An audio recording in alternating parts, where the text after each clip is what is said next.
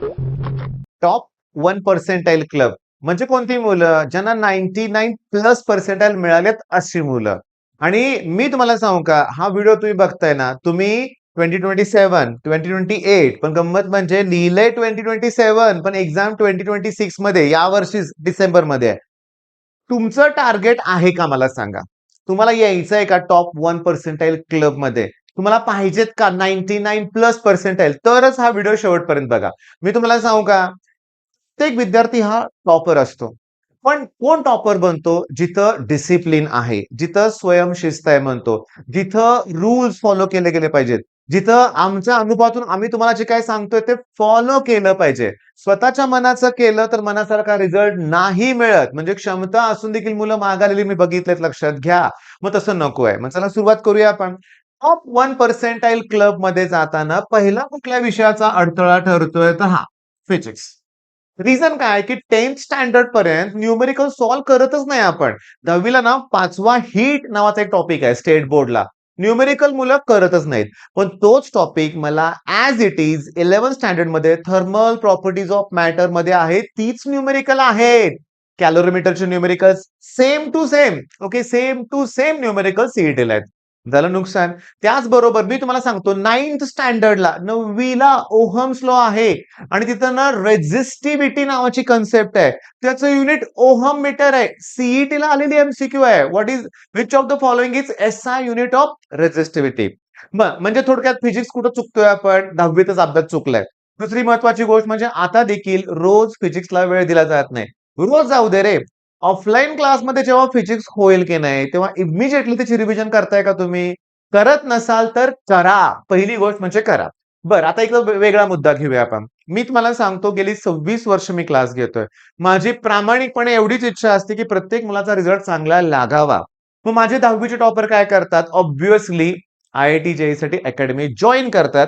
त्यातले 90% टॉपर फिरून माझ्याकडे 11 नंतर येतात. सीईटीला परत येतात. सीईटीत चांगलं यश मिळवतात. यावर्षी सुद्धा मिळवलंय. अगदी 99% प्लस मुलं आहेत ती, ज्यांनी वेळी जेई सोडून सीईटीकडे. गंमत सांगू का? त्यांच्या प्रत्येकाच्या अकॅडमीच्या बॅनरमध्ये त्यांचा फोटो आहे. म्हणजे वर्षभर शिकलेत मुलं माझ्याकडं, पण फोटो लागलाय दुसऱ्याच बॅनरवर. असू दे, काही हरकत नाही. आम्हाला कुठे बॅनर नाही लावायचा. इव्हन मी YouTubeवर सुद्धा टॉपर्स लिस्ट वगैरे असं काहीही बनवत नाहीये. पण मुद्दा आता मला सांगायचा आहे का ते नीट लक्ष द्या. व्यवस्थित समजून घ्या मला काय सांगायचंय. फिजिक्सचा अभ्यास करायचा आहे ना, आता इथून पुढे कुठला बदल हवाय? हे माझी जी गेलेली मुलं आहेत ना, जेव्हा मी बोलवतो त्यांना कसा अभ्यास झाला डिस्कस करण्यासाठी, तेव्हा एक गोष्ट माझ्या लक्षात येते, की ते म्हणतात, की "सर आम्ही जेईई साठी प्रिपरेशन करतोय, बोर्डचा अभ्यास करत नाही." हा काय प्रकार आहे? मला विचारायचं आहे फ्लुइड म्हणजे मेकॅनिकल प्रॉपर्टीज ऑफ फ्लुइड झालाय तुमचा टॉपिक? झालाय. बर्नॉलिस झालाय. ओके, सगळं झालंय. मग फ्लुइडची विस्कॉसिटी नावाची कन्सेप्ट आहे, छोटीशी प्रॉपर्टी आहे. नक्की झाली असणार आहे. मग न्यूटन्स लॉ ऑफ विस्कॉसिटी सुद्धा झाला असणार आहे, की न्यूटन्स लॉ ऑफ विस्कॉसिटी काय? की जो 2 लेयर मधला विस्कस फोर्स असतो. अशा फ्लुइडच्या लेयर असतात. ओके, पाणी वाहतंय म्हणजे एकदम असं ब्लॉक वाहत नसतो. त्यात वेगवेगळ्या लेयर असतात. जमिनीलगतची वेगळी लेयर, वरच्या लेयर वेगळ्या असतात. या 2 लेयर मध्ये जो विस्कस फोर्स आहे ना, ओके, तो area of the layer which is parallel to the flow of the liquid त्याला डायरेक्टली प्रपोर्शनल असतो. आणि त्याच बरोबर वेलॉसिटी ग्रेडियंटला डायरेक्टली प्रपोर्शनल असतो. केलाय का अभ्यास हा? केलाय. मग जेईला शिकवत नाहीत का हे? ऑब्व्हियसली शिकवतायत. थांबा. मग सीईटीला प्रश्न आलाय 2025 ला, की ए म्हणजे काय? न्यूटन्स लॉ ऑफ विस्कॉसिटीचा फॉर्म्युला दिलाय. ए म्हणजे विचारलंय. 90% मुलं म्हणतात क्रॉस सेक्शनल एरिया. होता ऑप्शन तो. चुकीचं आहे. मी तुम्हाला सांगितलं की area of the layer which is parallel to the floor. झाली की नाही सीईटीची तयारी? म्हणजे जेईचा अभ्यास करताना सीईटीची तयारी होते रे. तुम्हाला फक्त काय करायचंय लक्षात घ्या, की त्या कन्सेप्टवर प्रश्न कोणते आले फक्त बघा. शोधा थोडंसं. बरं. म्हणजे आपण पहिला टेक्स्टबुक करायला लागलोय आणि ए म्हणजे काय हे आपल्या पुस्तकात दिलेलं आहे. हे आपल्या फिजिक्सच्या पुस्तकात क्लिअरली दिलंय. मग आपण 12th फिजिक्सचं पुस्तक ओपन करूया. त्यात मेकॅनिकल प्रॉपर्टीज ऑफ फ्लुइड हा दुसराच टॉपिक आहे. दुसराच टॉपिक आहे. मी तुम्हाला सांगू का? त्याच्यात मी तुम्हाला दाखवून देतो की मेकॅनिकल प्रॉपर्टीज ऑफ फ्लुइड मध्ये हा रोटेशनल डायनामिक्स आहे. तो संपला की mechanical properties of fluid clearly तुम्हाला दाखवणार आहे मी. एकदम व्यवस्थित. आणि सीईटीत कसे प्रश्न आलेत आणि बोर्डमध्ये कसे प्रश्न आला होता तेही तुम्हाला जागेवर मी दाखवतो आता. लॉस लॉस सगळे हे सीईटी नीटचेच प्रश्न आहेत.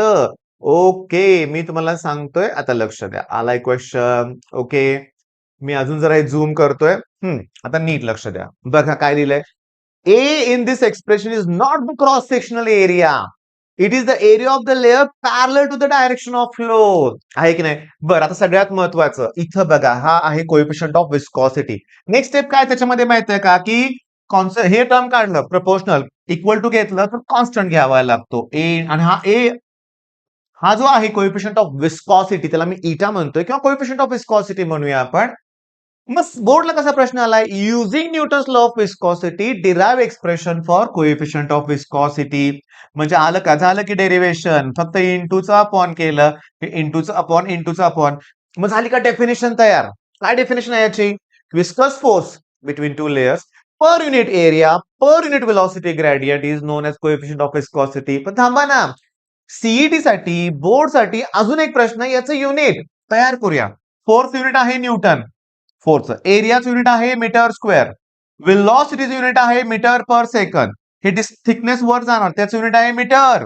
ओके, मग मी काय करतोय बघा, या मीटरला मीटर कॅन्सल करतो, अपॉनचं इंटू केलं की सेकंद वर जाईल. मग newton second per metre square हे युनिट आहे. मग हे सगळे प्रश्न आलेले आहेत. बरं अजून काय, मग याच्यावरचं न्यूमेरिकल पेज नंबर मी सांगतो. या आपल्या पुस्तकात ना, लक्षात घ्या, या पुस्तकात पेज नंबर 55 म्हणजे एक्सरसाइज आहे, लक्षात घ्या. 55, 49, 49. कारण मी सांगतो तुम्हाला पेज नंबर 55 आला का, आला. ओके. आणि याच्यातलं हे न्यूमेरिकल बघा, क्वेश्चन नंबर 13. ओके, चला इथं बघा कोणत्या कोणत्या व्हॅल्यूज दिल्यात, नीट लक्ष द्या बरं का. आता बघा काय काय दिलंय. फोर्स दिलाय, एरिया दिलाय, ओके, वेलॉसिटी डीव्ही दिलाय, डीव्ही दिलेला आहे, थिकनेस टीएच सुद्धा दिलंय, आणि काय विचारलंय, कोएफिशियंट ऑफ विस्कॉसिटी. काय फॉर्म्युला होता कोएफिशियंट ऑफ विस्कॉसिटीचा, फोर्सला डिवाइड करा ए न डीव्ही बाय डीएक्स. ते डीएक्स मी वरती लिहितो. झालं ना, झालं की नुसत्या व्हॅल्यू पुट करायच्या आहेत, लक्षात घ्या.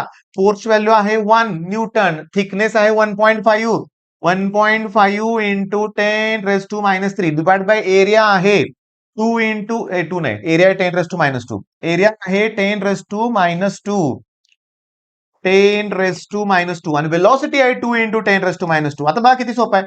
10⁻², 10⁻² म्हणजे 10⁻⁴.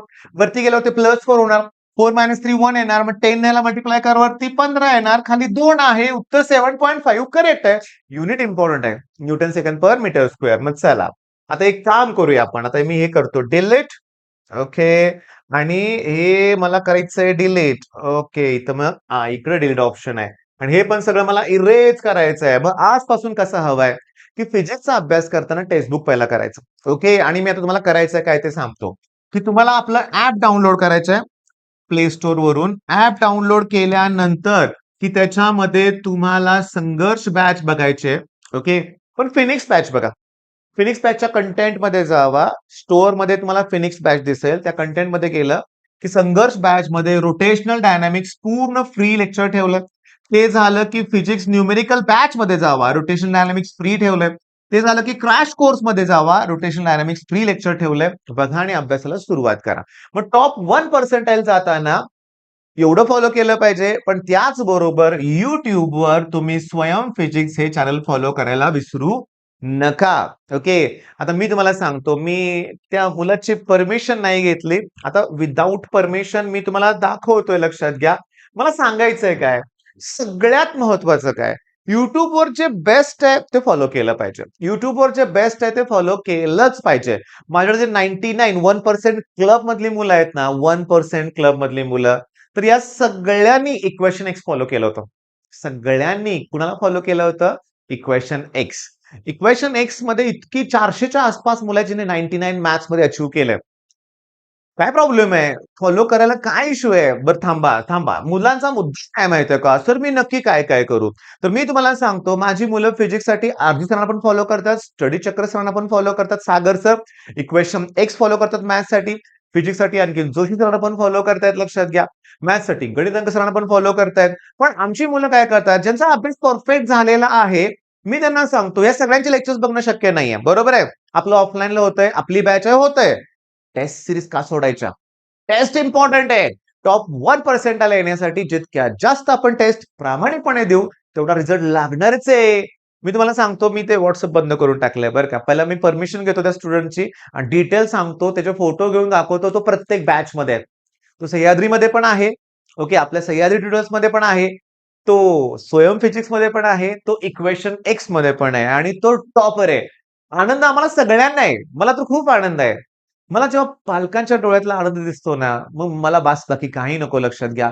सगळं छान होतं लक्षात घ्या. ओके. बरं. मग फिजिक्सची काळजी मिटली. बरं आता सगळ्यात महत्वाचं संडे. या संडे पासून संडे लाईव्ह सेशन आपले सुरू होणार आणि तेही माझी जबाबदारी आहे केमिस्ट्रीमध्ये तुम्हाला नेणं 40 plus mark out of 50. 99 club. Okay. केमिस्ट्रीमध्ये माझं टार्गेट आहे 1000च्या आसपास मुलं मला पाहिजेत. 1000 प्लस मुलं मला पाहिजेत. ज्यांचं पर्सेंटाइल 99च्या पुढे न्यायचं. टार्गेट आहे माझं लक्षात घ्या. होय. का टार्गेट आहे? इझी आहे ते. इझी आहे. मुलं करत नाहीये. पण देतो ना तुम्हाला शॉर्टकट्स देतो, टेक्निक सांगतो, तुमच्याकडून करून घेतो. बरं बोर्ड पहिला तयार करायचे बरं का आपल्याला. मग या रविवारी संध्याकाळी 9:30 PM ओके. इथं लाईव्ह सेशन आपल्याला स्टार्ट करायचं मी डिक्लेअर करतोय लक्षात घ्या. छोटंसं लाईव्ह सेशन होईल, सुरुवात होईल. जास्तीत जास्त मुलांपर्यंत ही न्यूज पोहोचवा. तुम्ही बघताय ना हा व्हिडिओ, तुम्ही जॉईन व्हायचं आहे लक्षात घ्या. ओके. म्हणजे केमिस्ट्रीला तुम्हाला काळजीच करू नका. फिजिक्सला तर आपले जोशी सर आहेत. केमिस्ट्री मी घेणार आहे. मॅथ्ससाठी top 1% sir equation X Shailesh Chavan sir सध्या डिफरन्शिएशनचे क्वालिटी लेक्चर सुरू आहेत लक्षात घ्या. माझे ऑफलाईनचे सगळे चांगली मुलं त्यांना फॉलो करतात. आता न करणारी करणारच नाहीयेत. ते आता निवांत राहतायत. ओके. मी तुम्हाला सांगतो काय आज का नाही आला क्लासला? डोकं दुखतंय. ओके. मग रेस्ट घेऊन घरी काय करतोय? Instagram 5-5 तास बघतोय. ओके. संध्याकाळी जिमला जातोय का? सगळं दुखत होतं. आता ओके. संध्याकाळी मित्रांसोबत फिरायला वेळ आहे. पण मी तुम्हाला सांगतो अशा मुलांचा कधीच रिझल्ट लागणार नाही. काय बोललोय मी? डिसिप्लिन हवाय, शिस्त हवी आहे. त्याशिवाय रिझल्ट लागत नाही. मग आता मी तुम्हाला सांगतो केमला मी तर जास्त डिटेल सांगत नाही तुम्हाला. पण तुम्हाला सांगतो 60 प्लस ऑलरेडी लेक्चर्स आहेत वायवा सीरीजचे. Okay. Daily 1 lecture at any cost बघितलं पाहिजे. सांगताना अतिशय आनंद होतोय, की माझ्याकडे जी मुलं गेल्या वर्षी जॉइन होती, जे आता 12वीत गेलेत, संपलंय त्यांचं ते. फिनिश केलंय त्यांनी, त्याची रिव्हिजन करतायत. आणि आत्ताच माझ्याकडे अशी मुलं आहेत, की ज्यांनी 94, 95 पर्सेंटाइल अचीव्ह केलंय 11th मध्येच. मग 12th मध्ये ऑब्व्हियसली 1 पर्सेंटाइल क्लबमध्ये असणारच आहेत ती मुलं लक्षात घ्या. असणारच आहेत. सो तुम्ही आमची कॉम्पिटिशन वाढवताय. अरे नाही रे. जो मागं पडलाय, ज्याला त्या ऑफलाईनमध्ये समजेना झालंय, त्यांच्यासाठी तर हे YouTube आहे. इथं रेकॉर्डेड लेक्चर्स, लाईव्ह लेक्चर्स आहेत. तुम्हाला इथं चान्स आहे लक्षात घ्या. तुम्ही खूप इम्प्रुव्हमेंट करणार आहे. आता मी मॅथ्स बद्दल एवढंच सांगणार आहे, की रोज संध्याकाळी 7:30 वाजता तुम्हाला मॅथ्सचं लेक्चर रोज मिळतंय. तुम्हाला फिजिक्सचं लेक्चर रोज मिळतंय. तुम्हाला मी आता तरी मी संडे लाईव्ह सुरू करतोय. लक्षात घ्या. नंतर अजून एक दिवस मी इन्क्रीज करेन. संडे, मंडे म्हणूया आपण. सोमवार, मंगळवार, बुधवार. ओके. रविवार, सोमवार, मंगळवार. नंतर ते 1, 2, 3 दिवसाकडे जाणारच आहे. पण माझा सब्जेक्ट तुम्ही माझ्यावर विश्वास ठेवा. यात तुम्ही टॉप करणार आहे लक्षात घ्या. नक्कीच करणार आहे. नक्की करणार आहे लक्षात घ्या. ओके. बरं मग आता काय सगळं सांगितलंय. कसं फॉलो करायचं ते सांगितलंय लक्षात घ्या. तणाव न घेता अभ्यास करायचा हेही तितकंच महत्वाचं. आणि टॉप 1 पर्सेंटाइल क्लब मध्ये मी आहे. मला 99 मिळणारच आहेत. Positive affirmation. मी तुम्हाला सांगू का? इतकी विचित्र मुलं बघतोय मी निगेटिव्ह थिंकिंग करणारी. आता हा मुद्द्यावर वेगळा व्हिडिओ बनवणार आहे मी. एक स्टुडंट आले होते काउन्सिलिंगसाठी. ओके. स्टुडंटची संख्या काय होती माहितीये का? सर मी मेकॅनिकल इंजिनिअरिंगला नाही घेणार. म्हणलं का नाही घेणार? सर मी एवढे मार्क आहेत की कमिन्समध्ये मिळेल मला. चांगले मार्क होते स्टुडंटला. कमिन्समध्ये मिळेल मला. कदाचित चांगलं पॅकेज पण मिळेल. पण पुढे ती कंपनी बंद पडली तर? मग माझं मी पुढे काय करणार? अरे डोक्याचा पार्ट आहे का? जर मेकॅनिकल इंजिनिअरिंगची कंपनी बंद पडू शकते, तर मग काय सीएसच्या काय आयुष्यभर चालू राहणार? सीएसमध्ये तो उलट मेल आला की टर्मिनेटेड असतं लक्षात घ्या. आणि सगळ्यात महत्वाचं म्हणजे बाळांनो, हे सीएस वगैरे तुम्ही म्हणता ना कोडिंग वगैरे आवडतंय ना, तर माझा एक स्टुडंट आहे. टीसीएस मध्ये काम करतोय. त्याच्याकडे जे प्रोजेक्ट आहे ना सध्या प्रोजेक्ट आहे तो अमेरिकेतली एक विंड मिल ती कंपनी आहे. म्हणजे आलं का मेकॅनिकलच परत. ओके. तेच तुम्हाला काम देतात तिकडं. दुसरी आणखी महत्वाची गोष्ट म्हणजे हे जे आहेत ना सीएस फील्डमध्ये काम करणारे, अजून एक माझा एक मित्र आहे. जेवढे ओळखीचे ते सांगतोय. तर तुम्हाला माहिती आहे जनरल मोटर्स, तर त्यांचं इलेक्ट्रिक गाड्यांचं काम चाललंय. ओके. मग त्यांच्यातलं सॉफ्टवेअरचं काय रिलेटेड काम आहे ते यांच्याकडे आहे. म्हणजे आलं का ती परत ऑटोमोबाईल मधलीच कंपनी. म्हणजे सीएस म्हणजे काय वेगळं तुम्ही काम करताय कोडिंग करताय कोणासाठी? मग तुम्ही असा विचार करूच नका ना. प्रत्येक ब्रांचमध्ये करियर आहे. तुमची आवड कुठे आहे थोडं शोधा. कठीण आहे ते. पण तुमची आवड निर्माण होऊ शकेल का याचा विचार करा. मग ते नंतरचं आहे. चला याच्यावर वेगळा विषय वेगळा व्हिडिओ नंतर असणार आहे. आपलं सध्याचं एकच काम आहे टॉप 1 पर्सेंटाइल क्लब क्लब हे टार्गेट आहे. इथं आलं तर म्हणाल तसं कॉलेज आपल्याला मिळवायचं आहे. मग इथं आलं तर ह्या इथल्या मुलांना मिळतातच कोणते college? COP, VJTI, PICT, VIT, PCCO इन वालचंद. इथं सरदार पटेल अंधेरी आणि अजून टॉपचे कॉलेजेस असतात. इथंच ही टॉप 1 पर्सेंटाइल मध्ये मुलं असणार आहेत आणि सगळ्यांना हे टार्गेटवर अभ्यास करायचा आहे. All the best.